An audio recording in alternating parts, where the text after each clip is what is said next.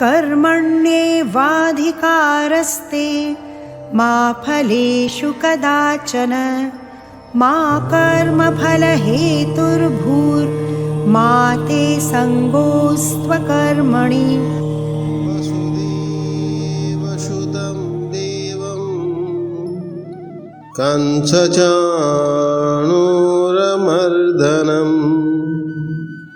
देवकी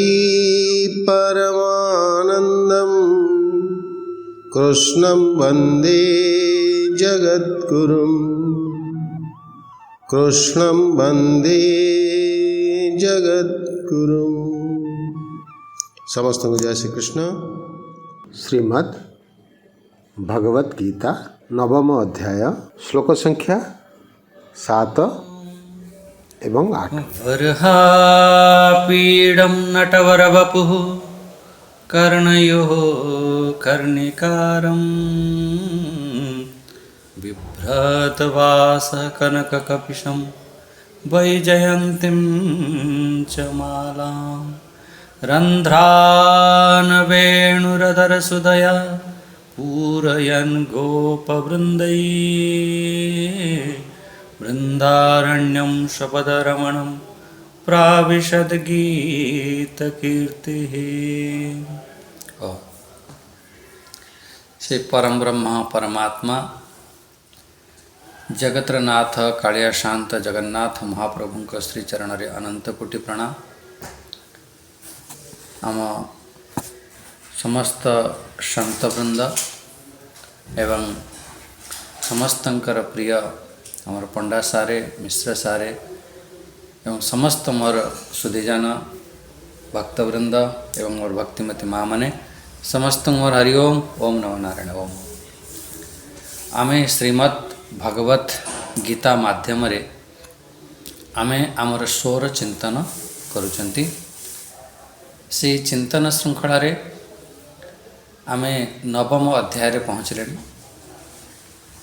नवम अध्याय 6 नंबर श्लोक पर्यंत काली आमे विचार कले। आमे नवम अध्याय कौन देखिथिले कौन आमे चिंतन करथिले टिके सिंहा अवलोकन कर। सिंहा अवलोकन अर्थ होची सिंह जमती आगु को चले मझे टिके रही टिके पछकु बुलिकी भी देखे सेहीपरी आमे टिके टिके मझे मझे पछकु बुलिकी देखिवा जे आमे कौन कौन सब चिंतन करथिले आमे कौन कौन सब विचार करथिले टिके रिकैप करेंगे टिके चिंतन करिवा आमे टिके देखिवा। ओम एथिरे आमे देखिथिले जे नवम अध्याय जे भगवान से कहते से जो ज्ञान आ विज्ञान कथा जो सप्तम अध्याय चली ना से ज्ञान आ विज्ञान कथा मु पुनः तोते मु कहबी। अच्छा से ज्ञान आ विज्ञान कथा शुणिले कौन हम जदि आम से जानुंट अनुभव करुँच ताहले आमर ये जो अशुभ रूपी जो संसार सागर ठारू आम मुक्ति पाइबा एमती कहते। आ ये जो ज्ञान जो कहुच्छी नवम अध्याय ये अति श्रेष्ठ ज्ञान अति रहस्यमय ज्ञान गोपनीय ज्ञान अति पवित्र कलावाला ये ज्ञान अति उत्कृष्ट श्रेष्ठ ज्ञान एमती भगवान से ज्ञानर महिमा को प्रतिपादन करछंती। आ ये ज्ञान को प्राप्त करने बहुत परिश्रम करने को पड़ेगा नहीं जदि आमे सावधान पूर्वक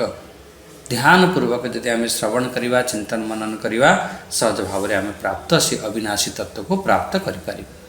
निजको निजे जानिबा पाई बहुत परिश्रम करने को पड़े नहीं। आउ तृतीय नंबर श्लोक रे आम सब देखिथिले जदि आम भितरे श्रद्धा नहीं अश्रद्धा अच्छी ताहले से भगवान को आम प्राप्त करि परिबा नहीं। बारंबार ये जन्म मरण रूपी चक्र रे पशिक रही। तेणु सबुठारु बड़ कथा है आम श्रद्धा प्रेम भक्ति उमंग उत्साह नहीं आम बसिया। जदि आम एमती बसुँच ताहले आम भितरे से सहज भाव से ज्ञान को आम बुझीपर ये अशुभ रूपी संसार रू आम पार पाई परिबा एमती। फिर भगवान ये जो 4 नंबर 5 नंबर श्लोक रे विशेष करके आम बुझुले भगवान कहीदेले मु सबु जगार अच्छी सबु जगार विराजमान अच्छी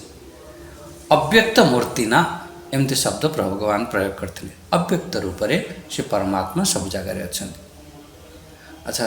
फिर भगवान कही दौरान सेकेंड कथा कौन कहते जी मु समस्त भूत मो ठारे अवस्थित नहांती मु सेमानंक भितरे नहीं ना चाहम तेषु अवस्थितः एमती शब्द प्रयोग करदे। फिर कहले न च मस्तानि भूतानि दुईटी शब्द जो चतुर्थ श्लोक रे चतुर्थ चरण देखंतु आ पंचम श्लोक रे प्रथम चरण देखंतु एथिरे भगवान कह दौरान मु या भितर नहीं। ये आम स्वामीजी सागर आम बसी डिस्कसन करूँ भगवान केमिति कहते नहांती भगवान अच्छी ये कथा तो बुझी हो स्वामीजी गोटे बढ़िया सहज भाव में कहले देखते स्वामीजी जमीती आम कहते जे जिते आमर सब निकृष्ट कर्म हो जड़े चोरी कला जड़े धोखा देला या गोटे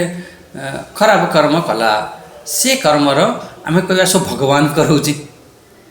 ना ना से कर्म जो भगवान से कर्म रे ही ना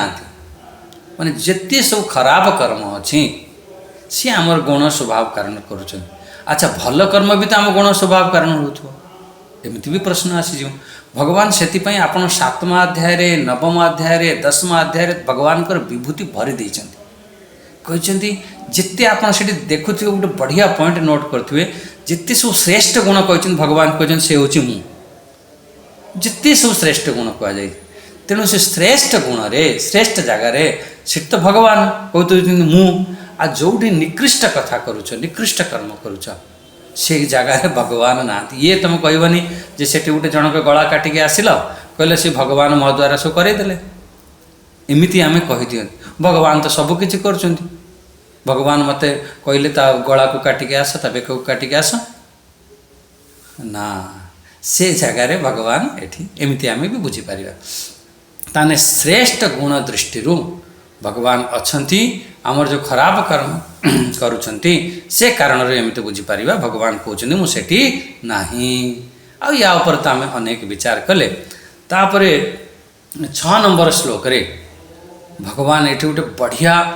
दृष्टांत देकी भगवान कही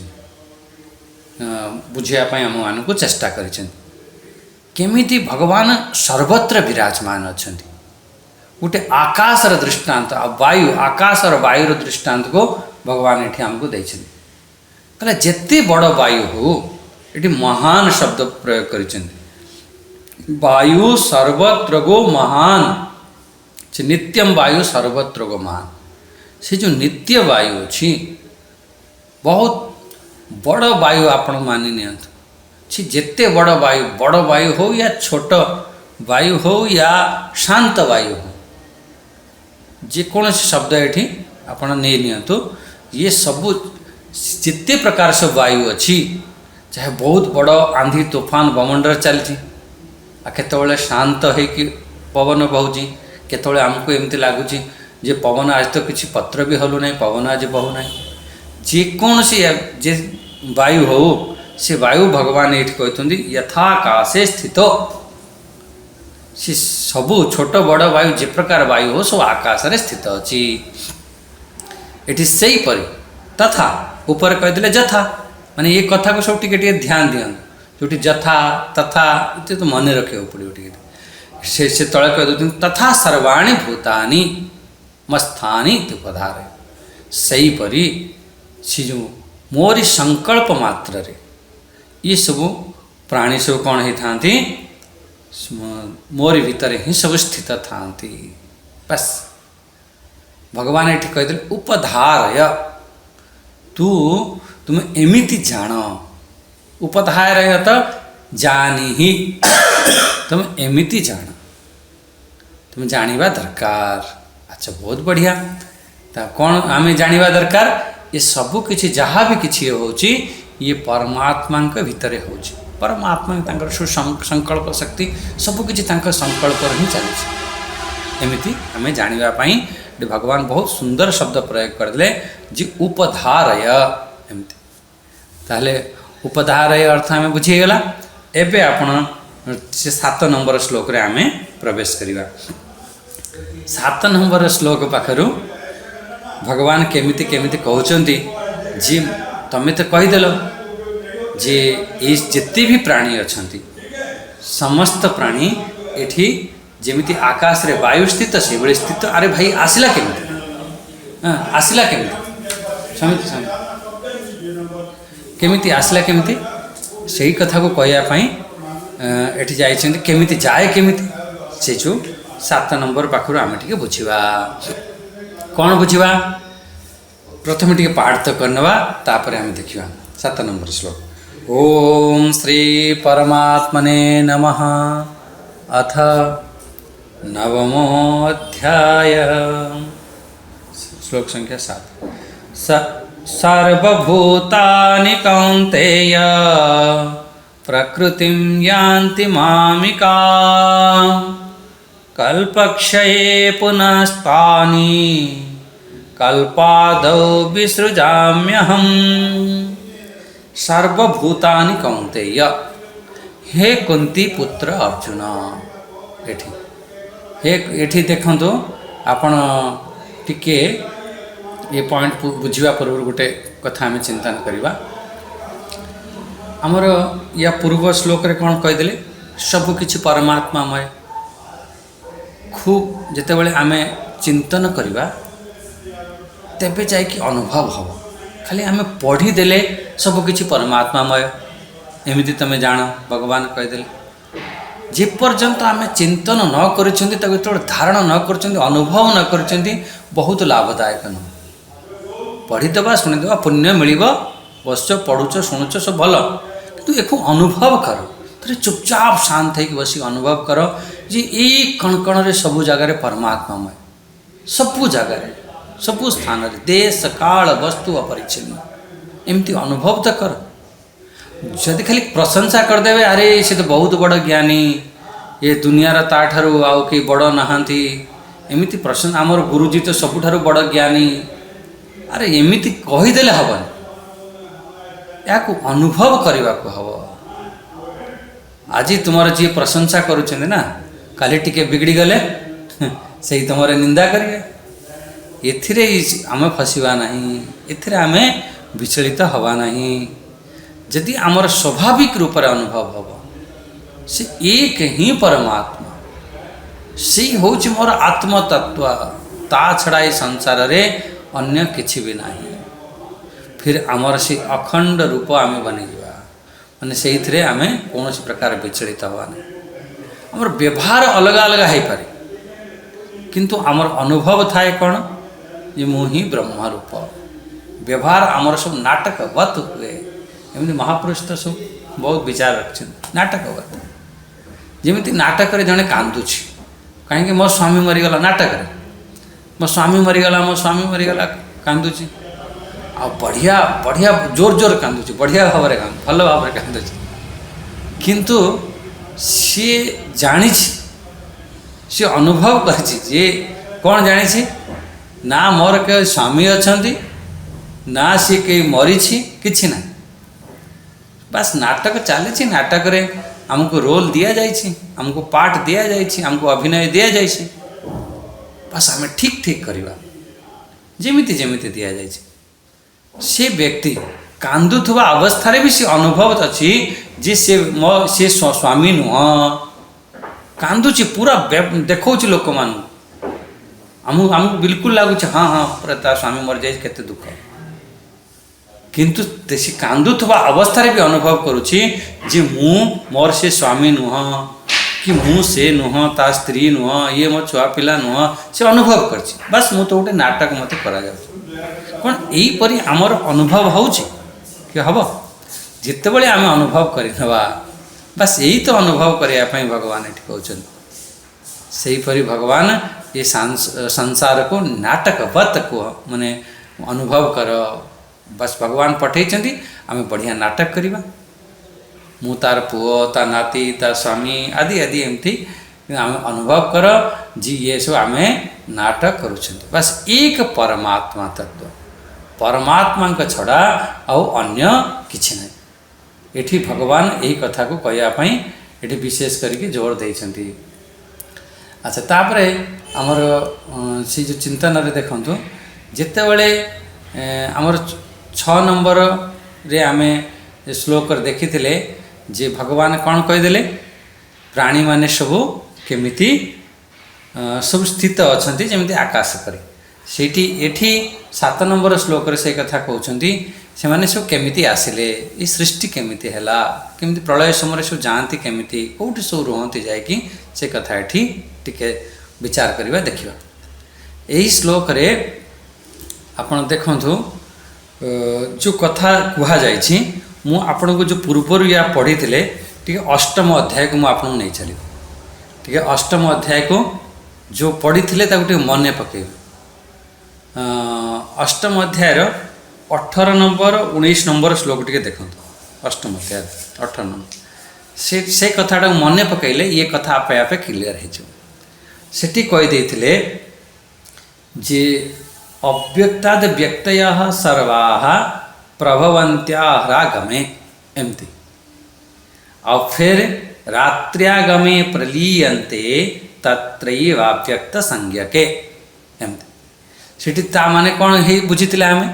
इसी जितने भी समस्त प्राणी से ब्रह्मांड ठारो से अव्यक्ताद से अव्यक्त ठारो से दिन समय सब उत्पन्न होती सृष्टि बने आ ब्रह्मांकर से जेतबे अव्यक्ता जो रात्रि समय रे समस्ते जाकि सेठी विलीन हो जाते एमती मने पड़िला से समस्ते से जगह जाकि सब विलीन जाते दिन समय रे सेठू सब उत्पन्न होती से अव्यक्ताद ये अव्यक्ताद हिरण्यगर्भ आम जो परिभाषा करते ब्रह्मा जी ठारू सेठी सब महातत्व पाखर ईश्वर सृष्टि रचना है फिर गोटे समय सेठी जाकि लीन हो गला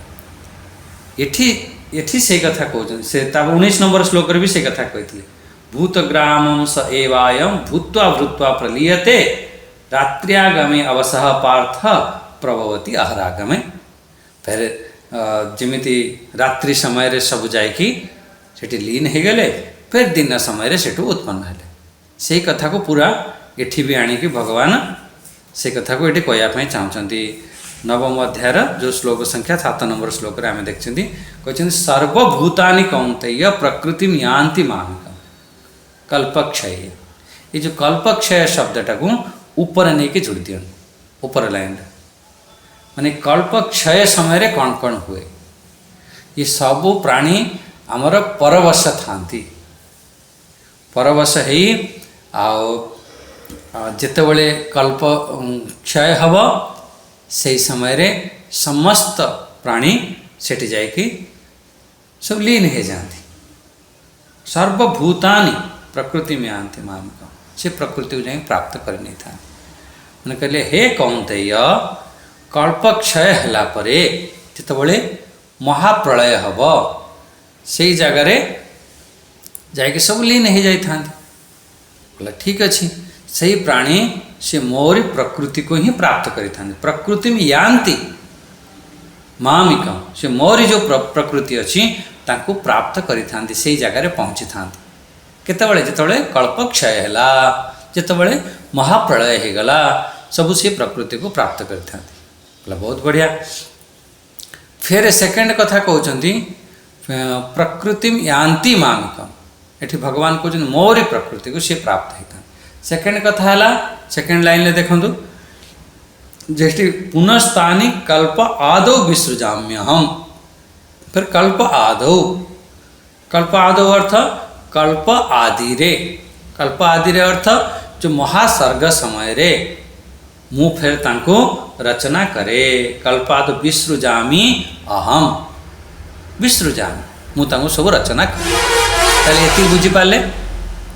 एठारे प्रकृतिम आमर प्रकृतिम किम एठी आमर कहा जायछि प्रकृति केमितिका बोले ये त्रिगुणात्मिकाम अपराम निकृष्टाम एमती शब्द त्रिगुणात्मिकाम अपराम निकृष्टाम ये होछि से जो अपरा प्रकृति आमर यही 7वां अध्याय जो 7 नंबर श्लोक रे भगवान कही से तांकर सब अपरा प्रकृति कौटी कौन कौन भूमिरापो अनलो वायु खम मन बुद्धिरेव च अहंकारमिति में भिन्ना प्रकृति अष्टदा, ये भिन्ना प्रकृति में अष्टदा, ये 8 प्रकार की अपरेयम, ये 8 प्रकार की प्रकृति, ये होची जो मूल कारण। माने ये जो प्रकृति को कौन कहती यार, ये जो प्रकृतिर जो मूल कारण ताको आम अव्यक्त नारे भी कही दियंती या मूल प्रकृति भी एमती कही दियंती। से जो मूल प्रकृति को ही सब प्राप्त होता आमर मूल प्रकृति जो प्रथम सृष्टि है, जो हिरण्यगर्भ कहते महतत्व, आम एक खूब मझे मझे खूब विचार करते, महतत्व कहते। महतत्व पाखर फिर अहंकार, फिर अहंकार पाखर पंच महाभूत, फिर जो सूक्ष्म महाभूत जहाँ कहते तन्मात्रा, फिर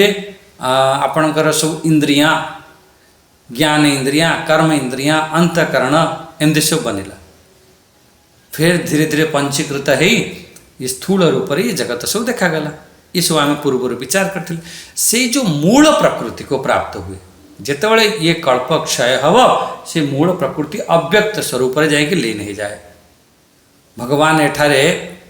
कहले कौन मामिकाम मदियम माने मोरी। अच्छा, कल्पक्षय माने प्रलय काले,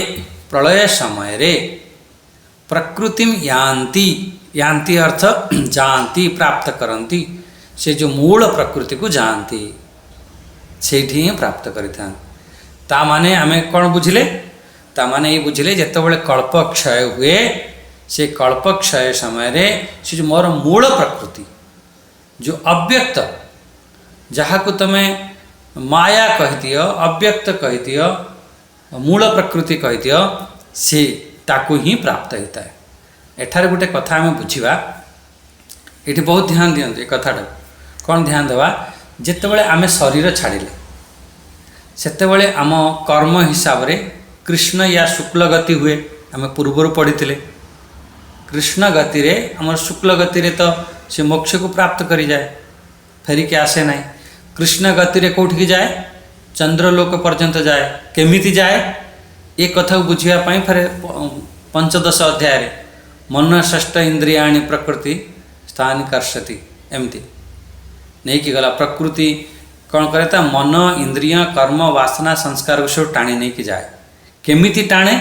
केमिति जाए जबरदस्ती कहला ना, जमी वायु गंधानी वासयत, वायु जमीती गंध को हरण करके नहीं जाए, फिर आमको सहीपरी नहीं जाए कि फिर आमको और गोटे अन्य जन्म दिए, ये चक्र चले। किंतु एठारे कौन कहते, एठारे कहते जितेबाला महाप्रलय हम से समय रे सी ये चक्र चलो ना, टाणी के नहीं गला फिर जन्म कला, टाणी गला ना, टाणी के जो नहीं गला से मूल प्रकृति जाकि लीन करदेव। जोटी जहाँ भी किसी अच्छी ये ब्रह्मांड सब जाकि से मूल प्रकृति रे लीन, ये आमको मूल बुझार अच्छी। जो मूल प्रकृति जाकि लीन हम, भगवान ये कहते फिर पुनस्तानी कल्पादौ विसृजामि अहम। पुनस्तान फिर जितेबाला ये सृष्टि आरंभ हम, जितेबाला पुनः, पुनः माने भूय, फिर पुनस्तानी, तानी अर्थ भूतानी, उत्पत्ति काले, फिर से उत्पत्ति समय रे भगवान कौन करती विसृजामि। विसृजामि माने उत्पयामि एमती शब्द भगवान प्रयोग करें। जे उत्पत्ति काल रे प्राणी को पुनः रचना करे। जितेबाला महाप्रलय हो जाए से समय रे सब कर्म वासना संस्कार आदि से सब नहीं कि गोटे पोटुली बांधि थाए, गोटे गर्भ बन था, तो गर्भ कहते नहीं कि सब जाकि सेठी सब समस्तंकर अच्छी गोटे गोटे पूरा सेटिंग करी जमी फाइल रखती से भली आमर सबू अच्छी, पूरा महाप्रलय हो जाए किंतु से जगार सब अच्छी। जितेबाला आमर कर्म परिपक्व होता है फिर भगवान आम मान को सहीपरी सब सृष्टि रचना करि जन्म दे था। केमिति केमिति तमे कर्म करिछ से हिसाब रे तुमको जन्म मिल। आगे देखिए केमिति जन्म करें, आगे श्लोक सब आसो। बस एति बुझंतु कर्म जितेबाला परिपक्व हेले भगवान ये सब जन्म दे था। एटार प्रश्न उठिब, अरे स्वामीजी जमीती आम कर्म करुछु आमको तो सेमिति फल मिल, सेमिति आमर जन्म हम, सेमिति आमको भोग करने को मिल, एमती आम साधु सन्त मैंने बारंबार शुणा कहले हाँ ठीक अच्छे जमी तुम कर्म करुच सेमती फल मिल ताहले भगवान रोल कौन भगवान फेर कहीं आम कर्म कले आम से हिसाब से आमको जन्म मिल कहला हाँ भाई ठीक कथा किंतु एठी भगवान बहुत बड़ रोल अच्छी कौन अच्छी जड़े व्यक्ति को जेल हो जेल अच्छी किंतु से प्रकृत निर्दोष अच्छा आज जो निर्दोष अच्छा से पाखे सब प्रूफ भी अच्छी डॉक्यूमेंट्स अच्छी सब प्रूफ अच्छी किंतु से जेल रू से बाहर पारिबनी सबकिछि भल कर्म सबकिछि ठीक अच्छी किंतु जेल रू बाहर पारिबनी जेल रू केतेबेले बाहर जेतेबेले जज तांको कहीदेव हाँ हाँ ठीक अच्छी तमें जाओ आओ जेतेबेले यही प्रकार भाव में जज कहीदेव से समय आमर कौन सी प्रकार आओ तार तार कौन सी प्रकार फेरे बारंबार आउ जन्म आउ मृत्यु हबानी मोर कहिबार कथा है आम कर्म तो बढ़िया करुछंती बहुत फास्ट क्लास कर्म करुछंती सी कर्म करुथबा समय रे आम पाखरे कौन सी प्रकार आमर दोष नहीं माने कौन सी प्रकार आम कर्म अच्छी कि कर्मर तार फल जो ना फल आमर भगवान दियंती ओम ओम तेना कर्मर जो आमर फल कर्म आमर स्वयं भगवान कौन करिथांती से प्रदान करता हाँ कर्म प्रदान कौन पाई भगवान करिथांती एइथपाई कहीं कर्म स्वयं तार फल देवार शक्ति न थाए कर्म स्वयं ही जड़ थाए कर्म जड़ थिबा कारण से कर्म फल देवार तार शक्ति न थाए आमर भगवान रमण महर्षि जी गोटे बढ़िया तांकर उपदेश सार रे से गोटे बढ़िया श्लोक प्रथम श्लोक ही कहते कर्तुराज्ञया प्राप्यते फलम कर्म किं परम कर्म तज्जड़म स्वयं कर्म ही जड़ से यदि कर्म जड़ है ताले आमको से फल केमिति दब आमको से फल दे पारिबो नहीं ताहले आमको कौन करिया पड़िबो भगवान देखंतु सीए चाहिए आमर आमर कल्याण हम ता माने हैला जे ठीक अच्छी भगवान कृपारु ही हुए एति किंतु सेथिपाई आमको श्रेष्ठ कर्म करने को पड़ो श्रेष्ठ कर्म जेतेबेले आम श्रेष्ठ कर्म करुछंती ताहले आमर निश्चित रूप से भगवान से हिसाब रे देबे बिल्कुल भगवान माने अकारण रूप रे भी करुणा करती अकारण करुणा वरुणालय एमती भी जितेबाला आम संबोधन करती भगवान पढ़ती आम ठीक अच्छे भगवान भक्त बनवा गीता पढ़ा बुझा चिंतन मनन करवा उपासना करवा तप करवा सब करवा आज जितेबाला भगवान करुणा करदे तेरे आमर अच्छा अकारण भाव में भगवान करुणा करती एमती भी ताहले फेर भगवान जदि अकारण करुणा करती कौन सी कारण ही ना एमती जदि आम भावी नवा ताहले आम कहीं करवा भगवान जितेबाला सब से करद आम जो ध्रुव महाराज जो जाइए तपस्या करने 5 वर्षर बालक थे आ 6 मास खंडे साधना कर भगवान दर्शन हो गला से सत महात्मा भितर मन में आसाला यही कथा से गोटे छोट बालक आ सी 6 मास साधना कला भगवान मिलगले आम एत दिन है साधना करमको तो किसी मिलूना जमी ए प्रकार भाव आसला भगवान स्वयं गोटे नाउरिया रूप हो फेर सब देखते कहले बहुत सब तपस्या करुँच साधना कर प्रथम एमती गोटे धला पहाड़ देखते कहले देख ये जो पहाड़ देखुच ना ये ध्रुवर तार पूर्व जन्मर जो तपस्या करते तार से हाड़ जो सब तपस्या करमती पहाड़ बनी जापर भगवान ये कम बयस दर्शन करते अच्छा जदि ए प्रकार हम ताहले भगवान फेरे पक्षपात हो माने अकारण क्या फट से जो ना कल्याण करदे क्या अनेक दिन पर्यंत कष्ट दौरान एमती हम गोटे वैषम्य दोष आसी अच्छा ताको वैषम्य दोष आ गोटे निर्घन्य दोष एमती आसी जाए। भगवान वैषम्य दोष माने कौन विषमता रूपी भगवान से कौन करते देख देख से भगवान सब छोट छोट कारण खोजती खोजिकी मुक्त करदे।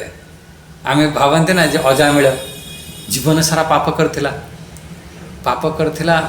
भगवान तार गोटे छोट कारण देखिले कहले कौन अरे अंतिम समय मत डाकिला मुझे मुक्त करदेली। अरे आपण को डाकी नहीं सी तो ता पुओ को डाकुला कहले ठीक अच्छे ता पुओ को डाकिला किंतु सी मोरी तो ना धरी ना मैं देखो गोटे छोट कारण नहीं मुक्त करदेले। छोट छोट कारण गजराज से महामूर्ख थिला केबे भगवान को डाकी नहीं अंतिम समय जो कुंभीर धरिकी टाणिला जो पानी भर लगला एवं मत मो मर्जी आ से समय भगवान को डाकिला भगवान तो उद्धार कर कहले अरे सी तो जीवन सारा डाकी ना कहला ठीक अच्छे अंतिम समय तो डाकिला। भगवान गोटे छोट छोट कारण देखते। हाँ जदि आम गीता पढ़ा शुणा बुझा श्रद्धा रखा प्रेम करवा उपासना करवा तप करवा साधना करवा जदि आम सब करुँच केतबेले भगवान कौ समय केमिति आमको रक्षा करदेवे आमर आम जानी ना तेणु आम समस्ते करवा दरकार। ये तो किसी भी ना आपण मैंने जो गीता पढ़ुंट शुणुंट ना आम शास्त्र चिंतन करुँच घंटाटे बस केते पुण्य कर्म ये चाहे आप बुझीपारतु या न पारतु खाली आपणकर गीतार शब्द को जदि आप कान पड़ुची ये भी आमर पुण्य मिले। जड़े व्यक्ति एमती साधु सन्त मैंने दृष्टांत दिखाती आमर ये जो अच्छु सी जड़े साधना करथिला जानते साधना केबे नष्ट हुए। अर्जुन भी पचार षष्ठ अध्याय जी साधना करिसेंती किंतु अंतिम समय रे आपण को प्राप्त करि पारले नाही से साधना कौन हम कौन जमती छिन्न भिन्न बादल परी कौन सब नष्ट हो। भगवान कहले ना ना साधना केबे नष्ट हुए। सेहीपरि जड़े व्यक्ति आपण मान भली खूब गीता पढ़ला शुणिला चिंतन मनन करथुला कला परे तार भगवान को प्राप्त करि पार नथिला फिर तक जन्म हैला आ एमिति घरे गोटे जन्म हैला सेठी धीरे धीरे तार सब कर्म बदली गला से कौन कला ना फिर सब खराब खराब कर्म कर आरंभ करदेला खराब कर्म कला से समय रे चोरी भी करवा आरंभ करदेला करू करू फिर लास्ट रे एमिति हैला मंदिर रे भी चोरी करवा आरंभ करदेला। देखो समस्ते अन्य घरे तो चोरी कर दियंती किंतु मंदिर रे चोरी करने साहस करती नहीं किंतु से मंदिर रे भी चोरी करवा आरंभ करदेला।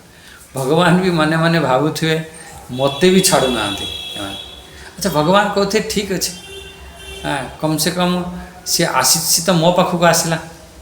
आ से समय चोरी करी आगु सब माटी घर थिला गोबर आदि सब लिपाई होता माटी घर थिला चोरी करी जाऊला जल्दी जल्दी रे जाऊथवा समय चोरी करके आसी जो जाऊँगी भगवान के सामने तो गोड़ खसरी गला धड़ाम से मुँह माड़ी पड़ला बहुत जोर मुँह माड़ी पड़ला जो पड़ी भगवान भोलेनाथ मंदिर थिला भगवान आ माता पार्वती देखुं आ देखी कथबार्ता होचन आहा ये देख केते बड़ मोर प्रिय भक्त माता पार्वती कहते प्रिय भक्त कौन देख सी आसिकी केमिति दंडवत करुछि प्रणाम करुछि समस्ते तो आसिकी धीरे से आसिकी प्रणाम करती ये जो भाया प्रणाम करिछि ना आज पर्यंत एमिति केही मते प्रणाम करि नांती बहुत बड़ा ये एक पुण्य लोक मिलिबो श्रेष्ठ गति मिलिबो सेठो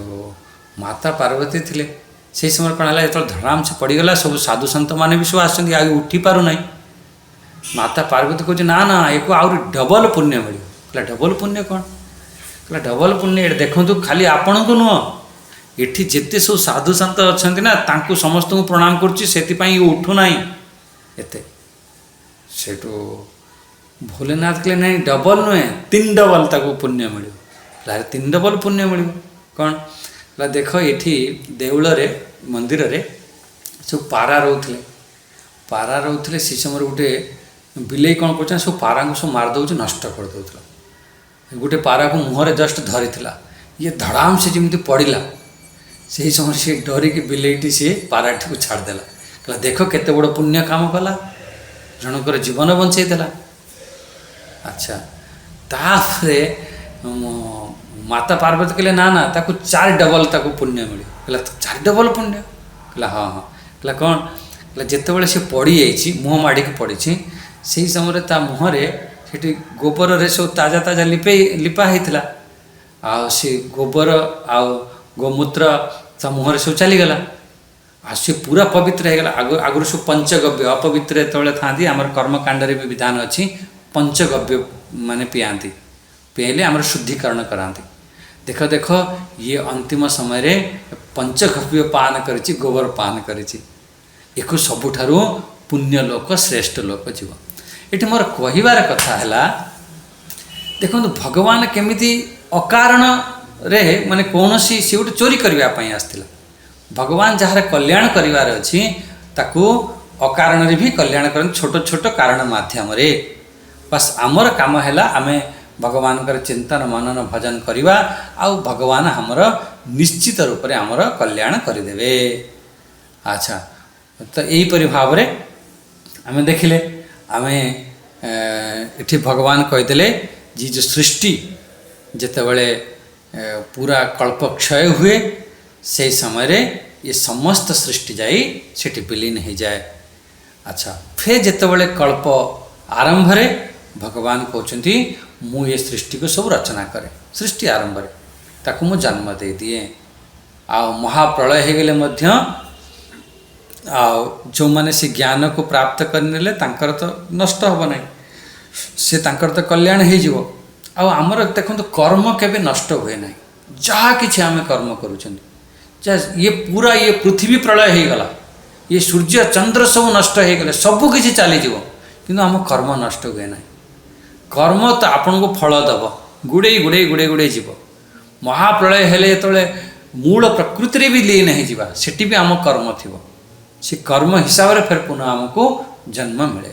अच्छा कल्प आदो विसृजामि अहम। अच्छा आ गोटे नंबर 8 नंबर श्लोक भी देखि नियंतु एति बुझीगला सहज भाव में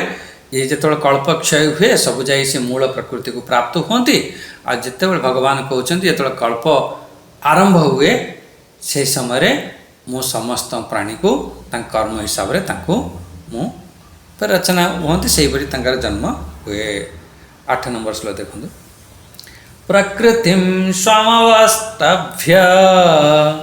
विसृजामि पुनः पुनः भूतग्राममिमं कृत्स्नम् अवशं प्रकृतेर्वशात् एमती भगवान कही से कथा को 8 नंबर श्लोक रे भगवान ये कहीदे तल लाइन ले देखु से कौन कर प्रकृतेर वशात एमती तल लाइन ले लास्ट श्लोक लास्ट शब्द प्रकृतेर वशात आउट अवशम अवशम प्रकृतेर वशात भगवान प्रकृति को वशरे करिथांती ये भगवान का वशरे प्रकृति थाए आमे सब अवश था आम वशरे ये प्रकृति अर्थ आप माया नहीं नि तो सहज भाव में बुझीपारे भगवान का जो माया अच्छी ना से भगवान का वशरे अच्छी आमे सब अवश आम वशरे किछि नाई गोटे जने साधु